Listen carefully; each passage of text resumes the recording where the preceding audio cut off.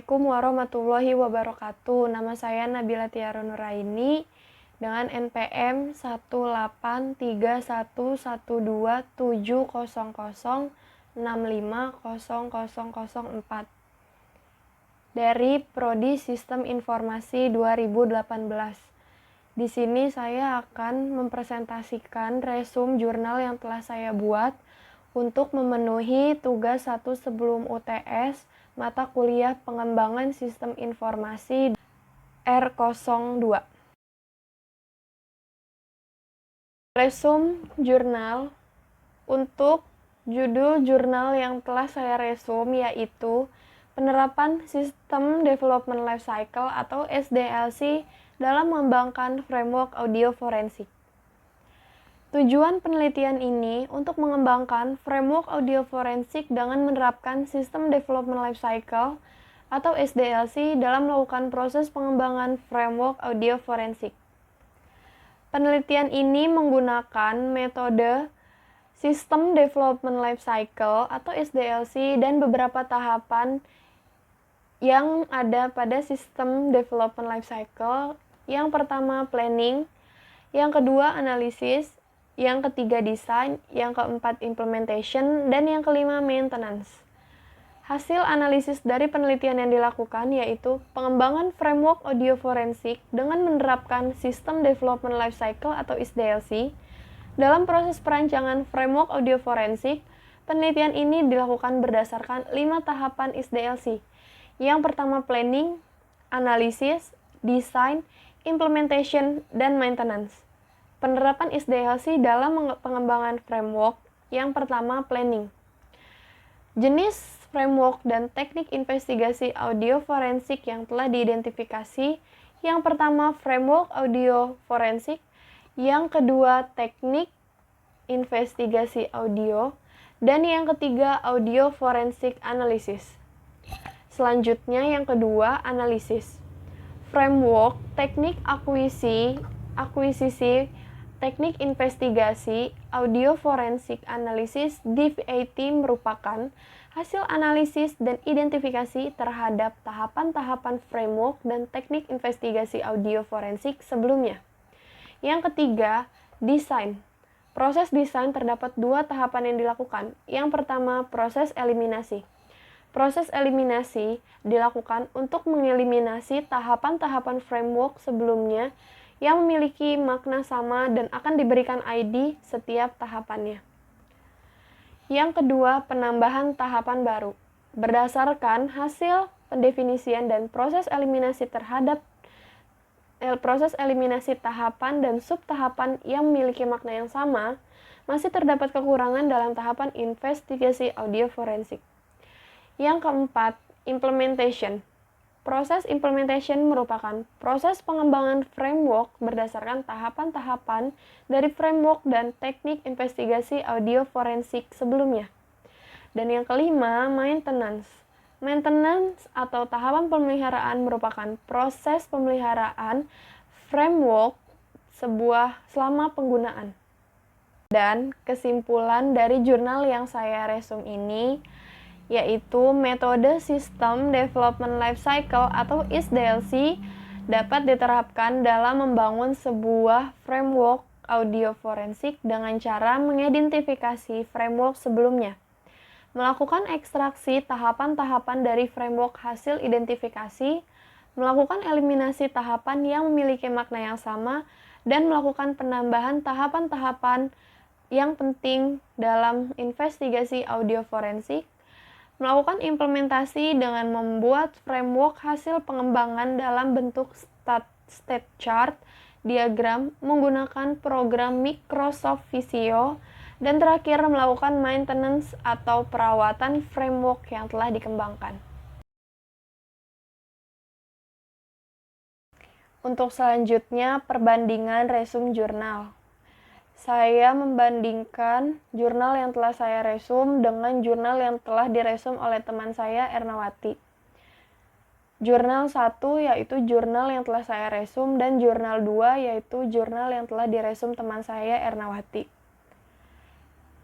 judul dari jurnal 1 yaitu Penerapan Sistem Development Lifecycle atau SDLC dalam mengembangkan framework audio forensik. Dan judul dari jurnal 2 yaitu Penerapan Metode SDLC Waterfall dalam Pembuatan Sistem Informasi Akademik Berbasis Web, Studi Kasus Pondok Pesantren Al-Habib Soleh Kabupaten Kuburaya, Kalimantan Barat. Untuk jurnal 1, SDLC atau System Development Lifecycle dalam mengembangkan framework audio forensik. Dan untuk jurnal 2, SDLC atau System Development Lifecycle dalam pembuatan sistem informasi akademik berbasis web. Volume dan halaman pada jurnal 1 yaitu volume 4, nomor 2, Juli sampai Desember pada tahun 2018, halaman 193 sampai 200. Untuk jurnal 2, volume 4, nomor 1, tahun 2018, halaman 184 sampai 191. Untuk tahun pada jurnal 1 dan jurnal 2 sama, yaitu tahun 2018. Untuk jurnal 1, penulisnya yaitu Rahmat Inggi, Bambang Sugiantoro, dan Yudi Prayudi. Untuk jurnal 2, Yoki Firmansyah dan Udi. Untuk jurnal 1, reviewnya, untuk jurnal 1 saya sendiri yang mereview ya, Nabila Tiara Nuraini, dan untuk jurnal 2 yang mereview teman saya Ernawati. Untuk jurnal 1 telah direview pada tanggal 5 April 2020 dan untuk jurnal 2 pada tanggal 4 April 2020. Untuk tujuan penelitian pada jurnal 1 yaitu untuk mengembangkan framework audio forensik dengan menerapkan sistem development lifecycle atau SDLC dalam melakukan proses pengembangan framework audio forensik. Dan tujuan pada jurnal 2 untuk mempelajari dan menerapkan sistem terkomputerisasi dalam pengolahan data guru, siswa, nilai, dan informasi pada Madrasah Aliyah Pondok Pesantren Al-Habib Soleh bin Alwi Al-Haddad yang selama ini masih menggunakan pencatatan yang disimpan ke buku induk dan seringnya pencatatan data yang berulang. Dan kesulitan dalam hal penyampaian informasi pengembangan siswa kepada orang tua siswa. Selanjutnya, subjek penelitian pada jurnal 1 yaitu Direktorat Tindak Pidana Kejahatan Cyber atau Ditpid Cyber Bareskrim Polri. Untuk jurnal 2, Madrasah Aliyah Pondok Pesantren Al-Habib Soleh bin Alwi Al-Haddad. Untuk jurnal 1, objek penelitiannya yaitu framework audio forensik, dan untuk jurnal 2, sistem informasi akademik berbasis web. Untuk jurnal 1, asesmen data menggunakan beberapa cara. Yang pertama, wawancara, yang kedua, studi dokumen, dan yang ketiga, penelitian terdahulu. Dan untuk jurnal 2 menggunakan beberapa cara yaitu interview dan studi dokumen. Selanjutnya, untuk jurnal 1, metode penelitiannya. Penelitian ini menggunakan metode SDLC atau System Development Lifecycle dan beberapa tahapan yang ada pada System Development Lifecycle. Yang pertama, planning, yang kedua, analisis, yang ketiga, design, yang keempat, implementation, dan yang kelima, maintenance. Untuk jurnal 2, metode penelitiannya menggunakan yang pertama, metode penulisan bersifat deskriptif, dan yang kedua, metode pengembangan perangkat lunak menggunakan SDLC System Development Lifecycle Waterfall. Untuk jurnal 1, hasil penelitiannya yaitu pengembangan framework audio forensik dengan menerapkan System Development Lifecycle atau SDLC. Dalam proses perancangan framework audio forensik, penelitian ini dilakukan berdasarkan 5 tahapan SDLC. Yang pertama, planning, yang kedua, analisis, yang ketiga, design, yang keempat, implementation, dan yang kelima, maintenance. Penerapan SDLC dalam pengembangan framework. Yang pertama, planning. Ada 4 jenis framework dan teknik investigasi audio forensik yang telah diidentifikasi. Yang pertama, framework audio forensik. Yang kedua, teknik investigasi audio. Dan yang ketiga, audio forensik analisis. Selanjutnya, yang kedua, analisis. Framework teknik akuisisi, teknik investigasi, audio forensik analisis DVIT merupakan hasil analisis dan identifikasi terhadap tahapan-tahapan framework dan teknik investigasi audio forensik sebelumnya. Dan yang ketiga, desain. Proses desain terdapat 2 tahapan yang dilakukan. Yang pertama, proses eliminasi. Dilakukan untuk mengeliminasi tahapan-tahapan framework sebelumnya yang memiliki makna yang sama dan akan diberikan ID setiap tahapannya. Yang kedua, penambahan tahapan baru berdasarkan hasil pendefinisian dan proses eliminasi terhadap Yang kedua, penambahan tahapan baru berdasarkan hasil pendefinisian dan proses eliminasi tahapan dan sub-tahapan yang memiliki makna yang sama. Masih terdapat kekurangan dalam tahapan investigasi audio forensik. Yang keempat, implementation. Proses implementation merupakan proses pengembangan framework berdasarkan tahapan-tahapan dari framework dan teknik investigasi audio forensik sebelumnya. Dan yang kelima, maintenance. Maintenance atau tahapan pemeliharaan merupakan proses pemeliharaan framework selama penggunaan. Dan untuk hasil dari jurnal yang kedua, hasil analisis dari penelitian yang dilakukan yaitu penerapan sistem informasi akademik pada lembaga pendidikan dapat meningkatkan performa kegiatan akademik dengan mengikuti metodologi SDLC Waterfall, dan hasil pengembangan ini menghasilkan produk akhir yaitu sistem akademik berbasis web di Pondok Pesantren Al-Habib Soleh, Kabupaten Kuburaya, Kalimantan Barat. Dengan adanya sistem informasi akademik berbasis web, penerapan pengolahan data guru, siswa, nilai, dan informasi pada Madrasah Aliyah Pondok Pesantren Al-Habib Soleh bin Alwi terkomputerisasi dengan baik.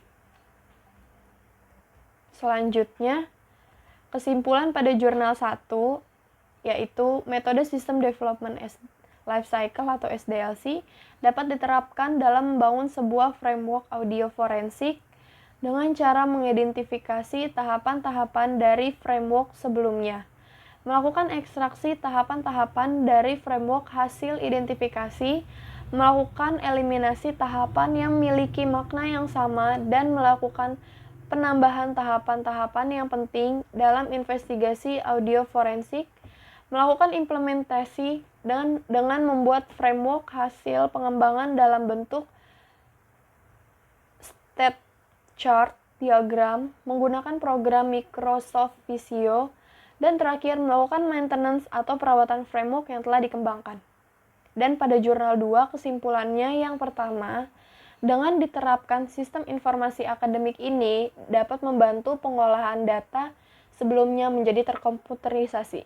Yang kedua, dengan adanya sistem informasi akademik ini, pengambilan keputusan penilaian semakin cepat dan mudah karena sistem perhitungan penilaian sudah otomatis dan sudah disesuaikan dengan keputusan sekolah.